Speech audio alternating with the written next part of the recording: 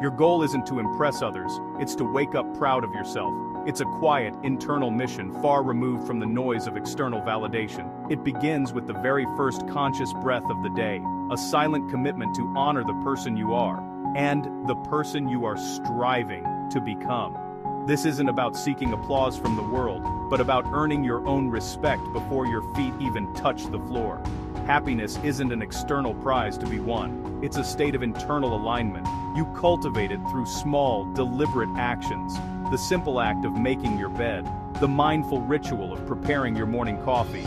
These aren't just mundane tasks, they are the first promises you keep to yourself each day. They are foundational acts of order and care that set the tone for everything that follows, grounding you in the present moment. Pride doesn't come from grand, sweeping achievements alone. It is forged in the quiet moments of integrity, in the promises you keep to yourself when no one is watching. It's built by showing up, day after day, for the person you said you wanted to be. This is where true self-trust is born, not in the monumental victories, but in the consistent daily proof of your own reliability. It comes from growth, discipline, and integrity.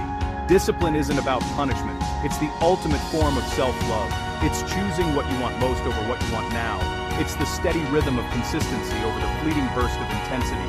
Each repetition, each completed task, is a vote for the future you are building. Success, then, is not what you collect, but who you become in the process. It's about the character you build while chasing your goals.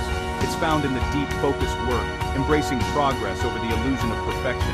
Being proud of yourself is one of the deepest forms of freedom because it detaches your worth from outcomes and anchors it in your effort and evolution.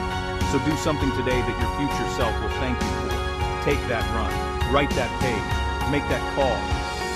Each action is a thread weaving the fabric of your future, and in those moments of reflection, grant yourself the same compassion you would offer a friend. Acknowledge the effort, celebrate the small wins. Look at the person you were yesterday and the day before, and see the journey, see the resilience, see the growth. That is what your past self will be proud of. It's looking in the mirror, past the surface, and connecting with the soul, who is trying, growing, and evolving. It's being able to look yourself in the eye and say, with genuine conviction and a deep sense of peace, I love who I'm becoming.